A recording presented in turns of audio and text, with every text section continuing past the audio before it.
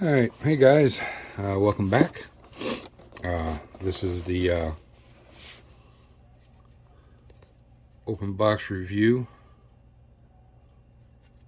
of the Salvino's JR, Richard Petty's 1973 Dodge Charger. This is to coincide with the ramp truck and the little made-up storyline we got going with it. And we can add to that here. So, we've not heard anything back from the attorneys yet of when the Richard Petty team is going to correct the issue. They sent a car over with busted ass tires. So I guess Goodyear is making it right, and they're going to send a new set of tires over to race for Richard Petty's car. And you know, in hindsight, it's Mark. He's taking care of it all. He's my attorney. You know, and I know in the past I've heard guys talk about Salvino's. They're really good about customer rep, and they get the stuff out to you really quick. So that's what we're hoping for. But it's not going to stop us from the build. It's going to be box stock. Like I said, I do have a few aftermarket parts to add. Just a few detail points. Nothing extravagant. I just don't have the time to put all that into this, the ramp truck, the 58, and you know, and then get the other two finished and stay on track of time frame that I'm trying to stay on. That way we keep bringing new stuff to the channel. So I've opened this once already, and that's when I discovered the tires. We're going to kind of get some stuff out here and just lay it around, and then we'll just kind of go over it and go through it. We'll show you the tires again, so you don't think I'm crazy. So if you look there, you can see, you know, there's a crack in that tire. There's a big dent in the tire there. This can all be sanded off. It's no problem. We're going to use these up on the top of the ramp truck. But you know, I'm not happy with that. If I was to buy this kit myself, you know, I'd call and not so much complain, but you know, ask if they could send me a new set of tires at least. And that one has the same way. There's one that has a real bad, that one got a bad crack in it. And it looks like it was a mold line from the way this one is too, because it's got a little crack, or it's just what's going to happen to them. I mean, they're very detailed. I mean, you know, they're nice tires. They're not super soft and pliable, which I like for this kind of build anyways. Like I said, I'm not a big NASCAR aficionado, but I know they're not supposed to look like that. It just looks like it was a sink in the mold, and you know, they're splitting on the mold line. But anyways, you know, no harm, no foul. That's all good. We'll set stuff out of our way. I mean, here's the glass sheet. The glass is very nice and crystal clear. You know, no flash, nothing to clean up other than the little tabs. And a little side tip. A lot of guys will just, you know, wiggle these and break them off. You can do that if you're very slow and careful, but the best way to do it is just take one of those little hobby saws and just right where it meets the window frame, just saw it off, because it's only a couple swipes and it takes it right off. And then hit it real lightly with some sandpaper, clean up your edges. But you know, that's just kind of how I do it. It depends on the car too. Sometimes I'll just wiggle them and break them off if I know that I can do it and not harm the frame of the window. But there is always that possibility. First sprue we're going to pull out of the box, it has the firewall. Like I said, guys, everything is very crisp and clean. Edges, not a whole lot of work at all. And I mean, I know a lot of you guys are already really familiar with this kit, or you know, Salvino's products. I've seen, just like you, tons of reviews on them, so I'm not going to get super in depth on this. We're just going to kind of go over and look at all the parts. I mean, look at that water pump setup. That is nice and detailed. I mean, I can get in there and pick out the bolts with no problem. You know, paint the water pump, and you know, the timing chain cover. You know, I like seeing this kind of stuff. Even the alternator fins are, you know, really prominent, and you can get in there and pick that out real easy. The header plates, I like seeing this very much. very clean, detailed intake.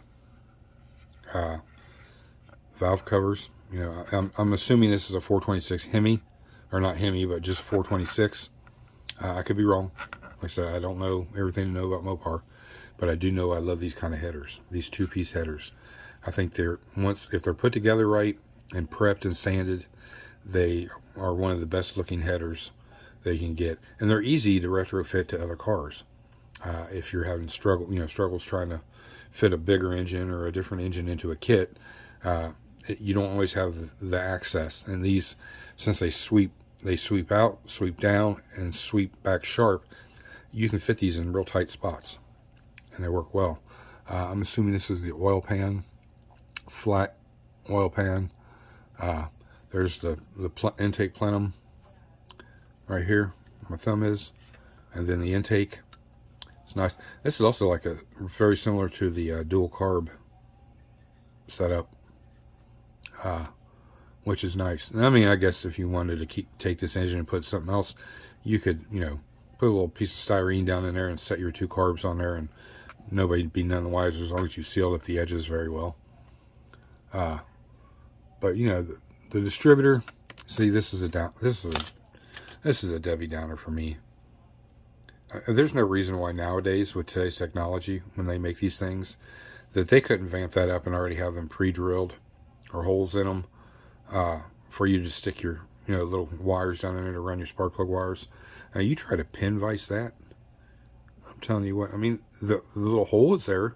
It's not deep or anything, but the detail's slightly there. But they could do better, at that, and give you more options to detail your models up.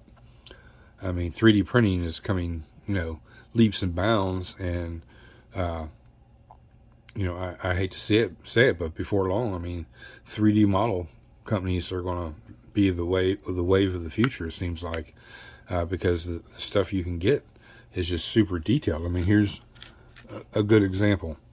This little 2-carb setup that I printed. I mean, you can drill those out. There's tiny little beads you can put down in there to give that Venturi look. Fuel line connections in the back and in the front, so you can run your fuel lines either side. The little pin in the center, the air cleaner fits right down on there. It's got the little detail there for you to put your linkages on. I mean, you can't beat that. I mean, it's, you don't get that so much. Every once in a while, you'll come across a kit that's got one or two highly detailed parts, and that's awesome. But there's no reason why they can't do it for every kit. I don't get every single part. I get that. But key components, especially like I said, in today's world, a distributor that's easily drilled out or pre-drilled, where you can put, add your spark plug wires, because that's a super easy touch anybody can do to their model. And when you get a distributor that small, it's just too hard to drill that out, and chances are you'll either break the bit or you'll bust the side of the distributor out trying to get the bit down in there. But the roll cage, I don't know what this is. Here's the front grille, rear spoilers, and a blank out plate. I'm assuming this is for the front. But like I said, guys, I'm not finding zero flash on this. Here's the headlight inserts. It gives you a couple options. Like 3 actually. Total blank, the headlight look, and then blank, but yet outlined of the headlights. Driver's side net.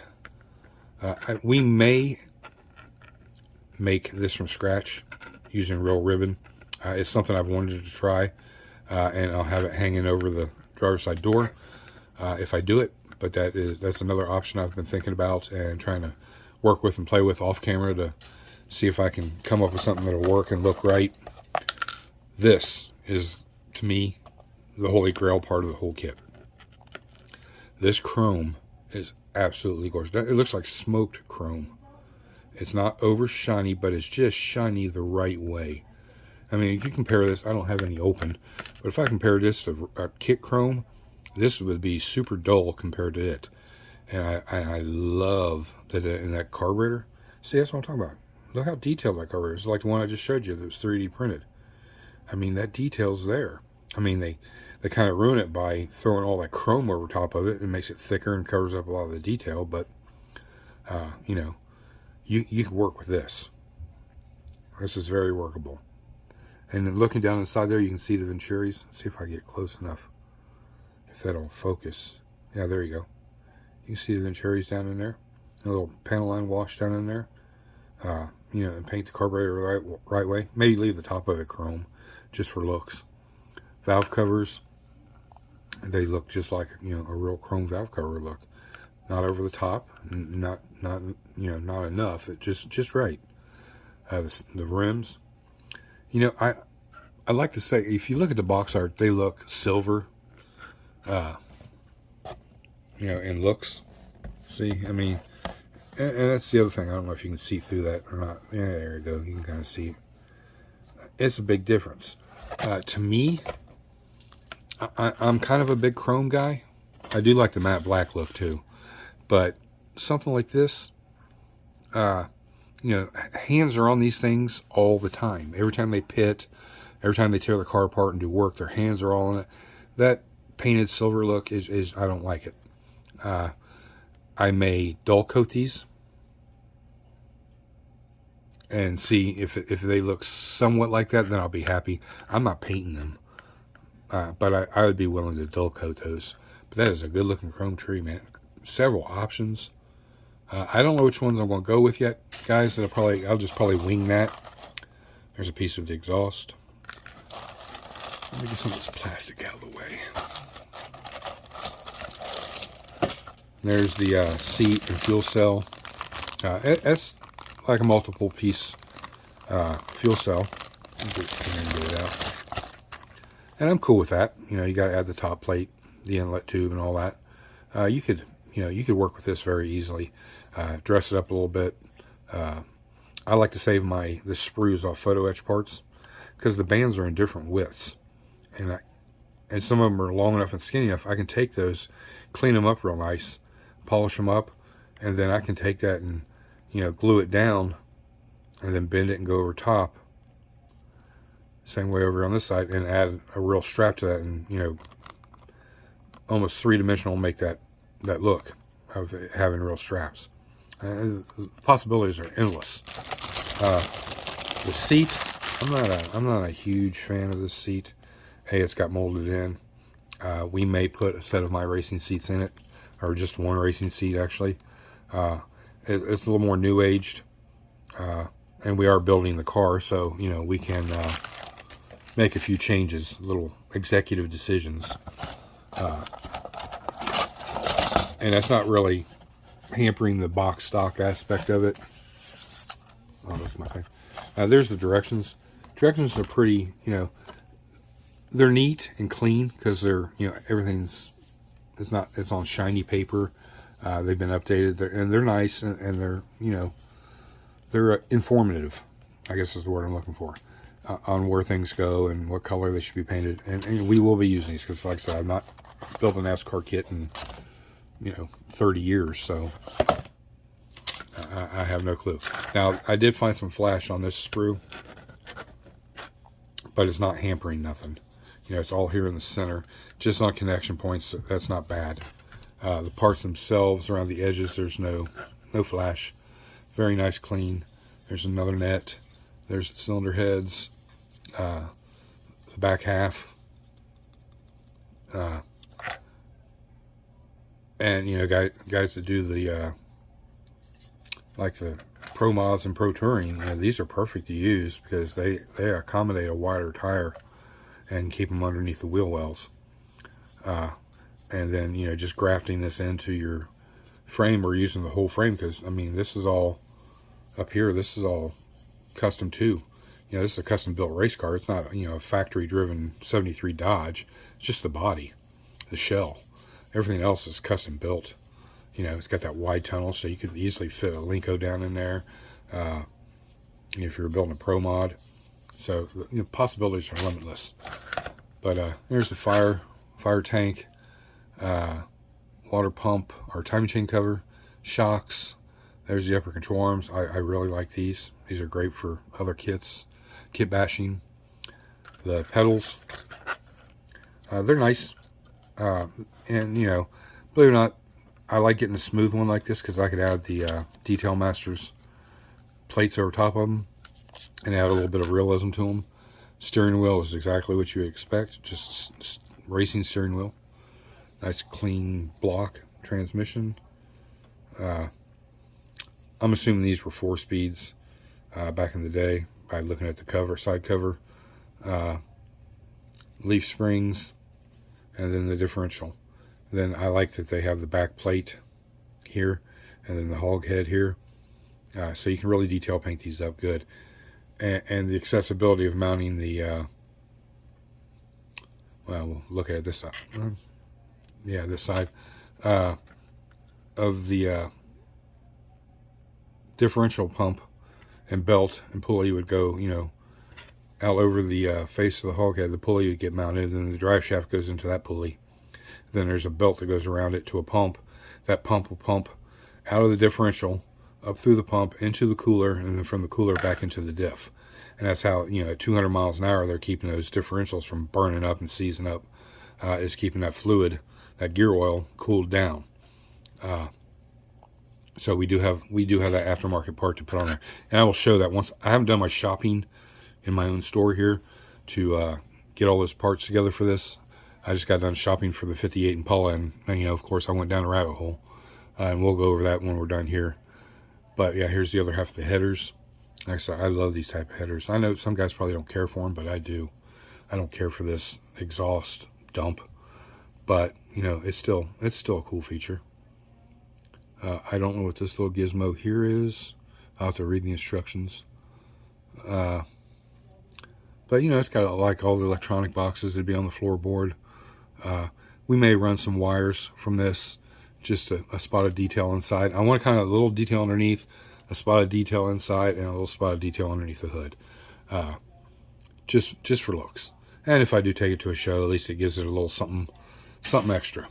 There's the front K-member, torsion bars, more of the spindles. There's the front shocks, or these may be the back shocks, I don't know. Water pump, and then here's the pins for the wheels. I don't know what these little gizmos are, but we'll find out. The same way with this stuff here. That looks like maybe the tie rod end. If you know, you can drop it down there in the comments. But yeah, I mean that's it really. I've got a little part here. I don't know what the hell this is. I have no clue what that is. But we'll find out. Quickly, we'll go over the decals here. It's 2-piece decals. So it's pretty nice that these would go on the hood. They're very crisp, very clean, nicely. You know, I know they're decals. I hear everybody bragging about them, how good they are. So I'm looking forward to it. The only downside to this is there's no mask outline for where it splits color of, you know, the vermilion red and the petty blue. I thought this would come in handy. It's to protect this, but in the same aspect, I can use this as tracing paper. And I'll show you here real quick. I can lay it over the body, and you can kind of see through it too, and see the body, and get that pattern figured out. You know, cut this out and flip it over upside down and do the other side, and then I can put that on tape and work with it and get it in place as my mask, and then add the top piece where I need to across the back of the roof. You know, because that color vermilion red comes up over top and goes back down. So I'm thinking about that. This is going to be the biggest challenge for me. And then, you know, of course, I'm not a big decal guy of adding all this little, you know, color separating pinstriping. But you know, we're going to give it a shot. We're going to take our time and try to do a great job on it. And again, thank you to Mark at Hobby Nut Models for sending this to me. I have to go along with the ramp truck. I think we'll get the ramp over here. I got a little bit more work to do on this thing. But look at it. I mean, this is a big car, and the ramp truck's not quite, but you know, imagine the tires on it. It's just right. I don't know if you guys can see that. There we go. So You know, you got to figure that little crane is right there, so we keep it about right there. You know, all 4 tires are on there nice and safe. Wheel chocks will be in place. I am going to open up a couple of these little, or what do you call them? Those little hooks. And I'm going to bend real thin round styrene and make them straight up and down. That way you can put straps on to strap the car down. Just another piece of detail. With that, and these doors opening, and then, you know, extra car parts and batteries and stuff inside the compartments, that's pretty much it for the ramp and the tires. I was going to put an engine hanging from the hoist here, but since all the extra car parts are basically in here, another transmission, intake, heads, valve covers, you know, all the other little accessories, batteries, that is pretty much, if the engine messes up, they have all the spare parts inside here that they can, and plus what, you know, doesn't open, all kinds of stuff over here that they can do. I do have a little toolbox and some little hand tools just for decoration to put in here, so that should liven things up. I think. You can let me know what you guys think, what my plans are on it, if it sounds good. Off base, I don't know, but you know, this is just what I've got planned right now. And you know, you guys have always been great making comments. I know there's a lot of guys out there who know more about NASCAR than I do, so I hope you enjoyed that. I know it wasn't real in depth, but you know, too many guys have already done it. It's kind of mute, you know what I'm saying, to get into it. I'm super excited about it because I've never built a Salvino's kit, and from what I see, it's an excellent kit. I don't see any build issues. I see no warpage. You know, nothing that's going to hamper anything. I do know there's a process I got to do for priming. End up with white primer as my base coat for the vermilion red to set right, and the petty blue. So we're already stocked up on that and ready to go. We have everything but the tires for this, but I'm going to have everything ready to go for the tires. So when they come in, all I got to do is scuff them up, put the decals on them, and, you know, roll. I don't, you know what? Give me a second here. I want to go back and see. Oh, yeah. Okay. They have the tire decals on there. Oops, sorry. They're on there. They're just so light you can't see them. The other ones that came with the kit, there's not enough.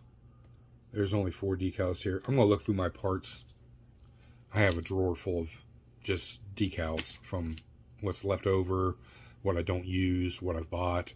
I do have some from Fireball Model Works up there.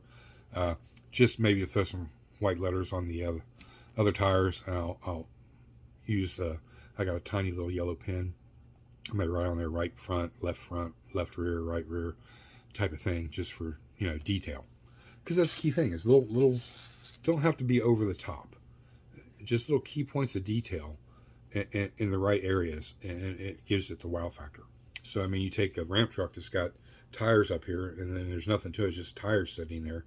Well, we want to scuff them up, sand them down. And, you know, we want to mark them, have the decals on them. But, like, you know, there's detail.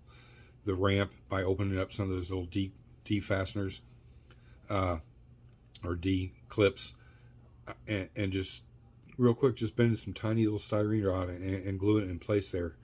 And you know, once I drill it out, I can fit a thicker piece down in there to hold, set my glue, and then, you know, it'll all get primed and everything else. That's my next step to the ramp, is adding where I want to open those up and having the hooks straight up and down. That way I can put straps. And we also have this. You can get this at Hobby Lobby or Michael's. This is just jewelry wire, but if you look at it, it looks like cable, like it come off a winch. So this is what we're going to be using for coming off the winch. I'll run this down and open up the little opening down in the very bottom center right here, and putting another thing in there. That way, and that cable will have a little hook on the end of it, and it'll hook on there, and the cable will run straight down the middle through there. So when the car's not, you know, on the ramp, its tension's put here, and just to keep it from flapping in the breeze. Of course, when it's, you know, they hook it to the car, it pulls the car up on the ramp, and it'd be up here somewhere. So I may open this one up too, just for giggles, to give both effects. And we'll weather the ramp part, because, you know, it just came back from the body shop. It's brand new, but, you know, they put the car up and on there several times, and, you know, the new tires, it's scuffed up a little bit. We don't want a lot of weathering on it, because like I said, it just went to the body shop. The frame got repainted, engine was rebuilt, you know, tuned up and all that stuff. Kind of the storyline. It's, you know, this was the cheaper route for Richard Petty's company to go for this particular race versus all the money in semi or buying just a new semi, even though that's probably what they do. This one was sitting there, you know. Hey, we can get this out and back and have it together in a couple weeks and load it up with everything we need and head to the race. And that's the important thing at the end of the day, is getting to the races. All right, so we got a few minutes left here. I say that because I never run on time. I'm always over. I know a lot of you guys like that. You know, you like a long video, but not everybody else does. So I try to meet both ends. So like I said, I did shopping, which is, here, I'll show you. That's my store. You know, there, and here, and here, and here, and here. You know, that's where I go to get. That's where all my aftermarket stuff is, and then drawers behind me. But we did our shopping, so we'll go over this real quick. I am able to drop. I'm going to take a 1/4 inch out of those rear springs and drop that control arm down, and that'll give me my perfect ride height for the rear. Blessed AMT. And some of these kits, they give you these spindles that got the 3 openings, because the top setting, I mean, it sits like this actually. Nope, I had it right the first time. Like this. That top hole is perfect to put that chin down on the ground. And you'll see at the beginning of this video, there'll be a still picture of the reference picture, or my inspiration picture of the car. It'll be featured in there. And that drops that front end. And I don't have to do, the only modification I had to do was that, since these are Pegasus tires, they're pre-pegged in the back, I had to take my saw down the side and cut that center post back a little bit to allow, you know, clearance for the wider tire in the front. My brakes, these are mine that I print. You know, backside has no detail, but the front, why doesn't it show? There we go. You know, the center is detailed, but if you look close, I don't know if it'll pick it up on here or not. The detail is there. It's just light. I don't know why. I've readjusted everything, reset it, and they still print the same way. So I'm fine with it. The marks are there, so I know where I can go in and drill them all out. And that's a little time consuming. I'll do that off camera, but I'll drill these out, and then these, you can see, they just fit right down over top. I got another piece that's bigger than this, so I'll go over top of that and fill up that void so they're not cattywampus. They'll be centered, and you know, at the end of the day, you get the look you want. You can see the rotor and the caliper through there. So I'm using my 3D printed rotors. There's the twin turbo kit. There's the 572 kit. There's the shifter we'll be using. It's 3D printed. Optima battery. And while I was at it, I was like, what can I do? What can I do? I don't like the bench seat. I don't like the bucket seat. Well, I do like the bucket seats they gave, but it's more retro looking, and we're not going retro. Door panels are fine because they're nice and thick, and there's a lot of detail in there, so I can kind of get a little crazy with that. But in mind, all the interior is going to be red and black, and you know, chrome. No other colors. So I just got to determine how I'm going to break up the colors, or if I'm going to make them all red and then just chrome and black around the handles, maybe. I don't know. I haven't got that far yet. I do like the exhaust. It's dual exhaust. I've got a set of Flowmasters laying around here somewhere. I'm thinking seriously about grafting. They wouldn't be as long as these, so I'd actually have to modify. Put the Flowmasters right here at the end, and then use solder and run from the Flowmasters out to the rear end. It all depends on how that turbo. I like the ends of these because these fit up to the turbo or the exhaust really well. So we may just run that and run these stock mufflers. The hood, we're not cutting, we're not opening the hood. It does have flash on it, which I hate. Dash has got pretty good detail. I should be able to pick a lot of that out and dress it up. Board edges. But then I thought about the racing seats. Would those fit in there? And yes, they do. With plenty of headroom clearance left. They look a little odd, off, and I may come in and take this part out and just bring it straight up, because I don't like that wraps around. You don't need that head protection in a resto mod. So I'm going to probably mark these and take my saw and cut them off, and then sand everything down, round it over, and give that clean, straight up, to the top look. I just like it because it's got holes, because it is getting seat belts. These will come through here and go back to the back roll bar. I was not going to add a roll bar, but I figured the door's open. I want the interior to be nice and neat, so I pre-drilled my holes. This is the roll cage out of the 69 Charger. Let me get it in place. There we go. I've checked it for clearance. It's perfect. The angle is just right. I did add the belt bar, I call it, across the back. I've got to do some final sanding and a little filling where I broke it here. And then smooth it all out. And I'm going to add an angle bar down from there, down along the side of the seat, down to the floorboard up here in the front. Just an angle bar. That way when you open the door, you see the side of the roll cage. I am going to use the custom console, because it gives me a nice area to mount that shifter.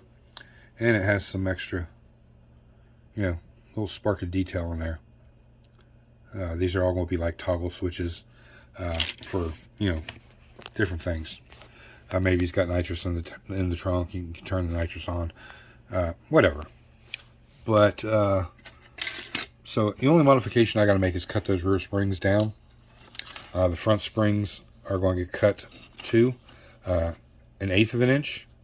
That way, with that being cut and the top notch of the spindle used, that'll put those tires exactly where I want them. And there's enough room for the width of the tire on this one without hampering into the molded in control arm.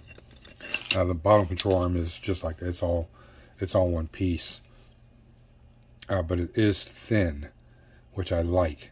And I mean, it stops. It can't go any lower than this allows it. Without heavily modifying this. And I have not got to that point on that 572. I got to kind of put one together and see how it saddles down in there, and how much clearance up through the top. And the 572 with the twin turbo may be obsolete. I may have to use the stock 409 or just a 572 with maybe a dual carb setup. That's to be made. But right now the plan is to use the twin turbo and the 572. So I'll keep you informed on that. And like I said, these little updates will just come up with every video. I'm not focusing all my time on this. My time has to go to the ramp truck now, because the NASCAR is part of my club build. And I've got a little over a month to get it done. So I'm going with that. If my tires haven't come in by then, I'll slap the ones they sent on it to take to the club reveal. But thumbs up. Oh, thumbs down. Drop your comments down there. Drop your emails. What you think about both of them so far. I know they're not very far to really get a taste for it, but you got some good ideas on the ramp truck and what I'm going to do to the NASCAR, and all the shopping I did today for the 58 Impala. And like I said, that inspiration picture will be at the beginning of the video. Kind of check it out. You may have to go back and rewind and see it again. I think there's a 3-second window of pause, maybe 4 seconds, I don't know. So you should get a pretty good shot at it. and I've got 2 different angles, so I'm going to post both those pictures, and then we'll get out of here, guys. Thumbs up, thumbs down, leave your comments, drop me a sub, it's free, and you know, get down there and check out Mark, Hobby Nut Models, and all the other guys. All their links will be down there in the description. No news still on Miguel with the upcoming project. We'll keep you posted on that, and I'll see you guys tomorrow. This is Russ Roeder. I'm out.